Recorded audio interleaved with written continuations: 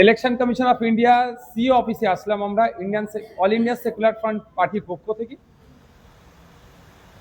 SIR পর্বে logical discrepancy, under adjudication, তারপরে delete, এই নিয়ে অনেক আন্দোলন, মামলা কোর্ট পর্যন্ত গড়িয়েছিল। তারপরে কোর্ট ট্রাইব্যুনালের দিকে ঠেলে দিয়েছিল 27 লক্ষ যে ভোটারের নাম ডিলিট হয়েছে সেগুলো নিষ্পত্তির জন্য। আমরা দেখলাম ভোট হয়ে গেল, বেশ কিছুদিন হয়ে যাওয়ার পরেও এখনো পর্যন্ত কারো মুখে সে ইলেকশন কমিশন অফ ইন্ডিয়া বলুন বা নবগঠিত যে সরকার পশ্চিমবাংলায় আছে সেই সরকারের পক্ষ থেকেও বা প্রধান বিরোধী দল যারা আছেন তাদের পক্ষ থেকেও একটাও রা কাটলো না এসআইআর এর 27 লক্ষ ভোটারের কি হবে। আমরা দায়িত্বশীল বিরোধী, সবসময় গঠনমূলক আলোচনা করতে আমরা পছন্দ করি, তাই আমরা বাড়িতে বসে থাকতে পারি না। তাই আমরা আজকে শিয়ালদা থেকে ধর্মতলা পর্যন্ত একটা মিছিল, তারপরে ডেপুটেশনে আসলাম। নির্বাচন কমিশনের অফিসে এসে আমাদের প্রস্তাব এটাই যে দ্রুততার সাথে এই 27 লক্ষ যে ট্রাইব্যুনালে মামলা ঝুলে আছে সেগুলো নিষ্পত্তি করে সেগুলোর নামগুলো আপলোড করতে হবে এবং যে আতঙ্কের মধ্যে এখন মানুষরা আছে আতঙ্ক মুক্ত করতে হবে, নতুন করে না হ্যারাসমেন্ট করা হয় সে বিষয়টাও লক্ষ্য রাখতে হবে। এসে কথা বলার পরে যে দায়িত্বশীল যিনি ছিলেন তার সাথে কথা বললাম, যে প্রতি উত্তরটা পেলাম যে স্পিড আপের ব্যাপারে কলকাতা হাইকোর্টের চিফ জাস্টিস স্যারের সাথে কথা বলেছেন, রেজিস্ট্রার জেনারেলের সাথে কথা বলেছেন যাতে দ্রুততার সাথে হয়। কিন্তু আমরা একটা প্রস্তাব রাখলাম যে নির্দিষ্ট কোনো একটা টাইম ফিক্সড করে দেওয়া দরকার যে এর মধ্যে নামগুলো নিষ্পত্তি হবে। অন্যথায় যদি টাইম ফিক্স না হয় তাহলে 2027 সালে পৌরসভা নির্বাচন আসছে, কেউ যদি কন্টেস্ট করতে চায় বা ভোট দিতে যায় তাহলে বিধানসভাতে ভোট দিতে পারলো না, পৌরসভাতে ভোট দিতে পারবে না বা কন্টেস্ট করতে পারবে না। তাহলে তার আগেই একটা নির্দিষ্ট টাইম ফিক্স করা দরকার, সে বিষয়টাও জানিয়েছি। বিষয় নিয়ে আলোচনা হয়েছে দীর্ঘ, এই পরিস্থিতি হয়ে আছে।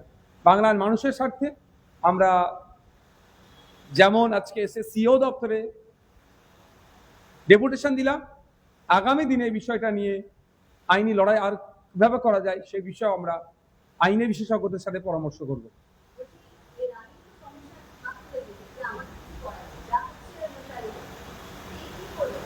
সেই প্রসঙ্গটাই বলছি যে একদম যে পাশ কাটিয়ে চলে যেতে পারে না। নির্বাচন কমিশনের কাজটা হচ্ছে ভোটার সংক্রান্ত। নির্বাচন কমিশনের কাজ নয় কোনো বিল্ডিং তৈরি করা, হসপিটালে ডক্টর দেওয়া, স্কুলে টিচার নিয়োগ করা, এটা কাজ নয়। ভোট আর ভোটার সংক্রান্ত। তো স্বাভাবিকভাবে এদের একটা দায়িত্ব নিতে হবে, যতই সাব ম্যাটার হোক, জুডিশিয়াল ম্যাটার হোক দেখছে, কিন্তু এদের স্পিড আপ করানোর জন্য, কারণ এদের ব্যর্থতাই আমরা মনে করছি লজিক্যাল ডিসক্রিপেন্সিতে আসলো।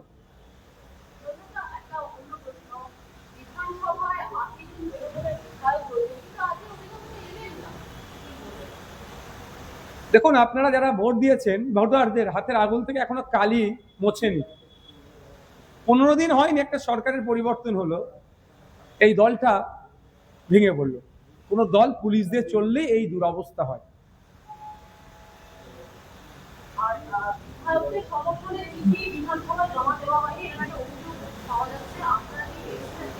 কি বিষয়ে?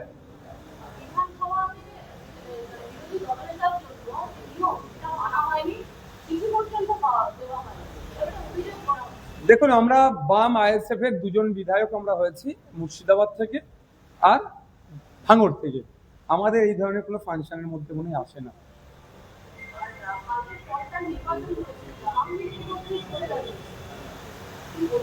দেখুন, এই সরে দাঁড়ানোর পিছনে একাধিক ইকুয়েশন আছে।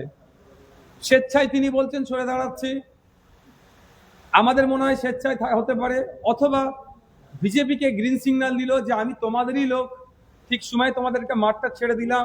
অর্থাৎ বিগত দিনে বর্তমান যিনি চিফ মিনিস্টার আছেন আমাদের রাজ্যের, তিনি বেশ কয়েকজনকে জেলের ভাত খাওয়াবার বা অনেক কথা বলতেন, তার মধ্যে জাহাঙ্গীর সাহেবের নাম বারবার নিতেন, তাহলে ওটার হাত থেকে বাঁচার জন্য হতে পারে।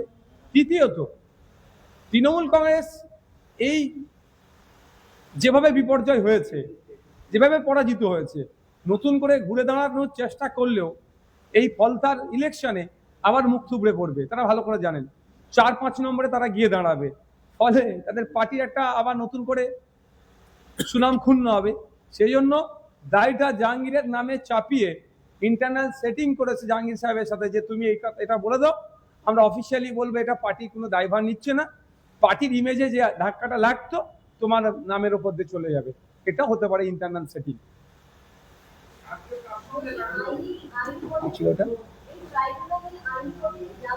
অবশ্যই ট্রাইব্যুনালে স্পিড আপ করানোর জন্য আইনে যারা বিশেষজ্ঞ আছে, আমার তো অলরেডি কলকাতা হাইকোর্ট এবং সুপ্রিম কোর্ট দু জায়গায় আমার মামলা করা আছে, আমাদের যারা আইনজীবী আছে তাদের সাথে কথা বলবো স্পিড আপ করানোর জন্য, অথবা একটা টাইম বেঁধে দেওয়ার জন্য যে এই টাইমের মধ্যে এই 27 লক্ষ ভোটারের কেসকে সমাপ্ত করতে হবে, নিষ্পত্তি করতে হবে।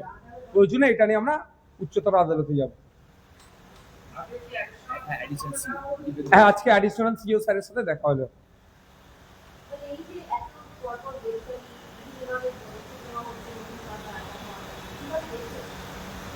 দেখুন, আমরা সবসময় পজিটিভ কাজ হলে সেটাকে আমরা স্বাগত জানাবো, সাধুবাদ জানাবো। যেগুলো অন্যায় কাজ হবে তার বিরুদ্ধে গণতান্ত্রিক প্রক্রিয়ায় আমরা বলবো, আটকাবার চেষ্টা করব। যারা অন্যায় করেছে, খুন করেছে, তোলাবাজি করেছে, তাদের বিরুদ্ধে পুলিশ স্ট্রিক্ট ব্যবস্থা নেবে, এটাকে অবশ্যই সাধুবাদ জানাবো। ভাঙড়ে এখনো শুরু হয়নি, ভাঙড়ের ক্ষেত্রে হবে আশা করব, মিনাখার ক্ষেত্রেও হবে। যেভাবে 2021 থেকে 2026-এর রেজাল্টের দিন পর্যন্ত আক্রান্ত হয়েছি আমরা, তাদের বিরুদ্ধে ব্যবস্থা নেবে এটা আশা করব। আর যে অনৈতিক কাজ করেছে তিল জলাতে তফসিয়ায় ইল্লিগাল কনস্ট্রাকশনের, তথাকথিত ইল্লিগাল কনস্ট্রাকশন ভাঙার জন্য ইল্লিগাল ওয়েতে গিয়েছিল, সেটাকেও আমরা বিকাশ রঞ্জন ভট্টাচার্য স্যারের সহযোগিতায় আইনের মাধ্যমে স্টে করিয়ে দিয়েছি। প্রথমেই বুল্লুজার চলেছে, প্রথম বুল্লুজারকে আমরা আটকেছি। অন্যায় কাজ যেটা হবে তার বিরোধিতা করব। হকার উচ্ছেদ যেভাবে অনৈতিক ভাবে হচ্ছে তার চরম বিরোধিতা করছি। পুনর্বাসন ছাড়া কোনোভাবেই কোনো হকারদেরকে উচ্ছেদ করা যাবে না, যেটা আমাদের ডিমান্ড না, এটা সব মানুষেরই ডিমান্ড।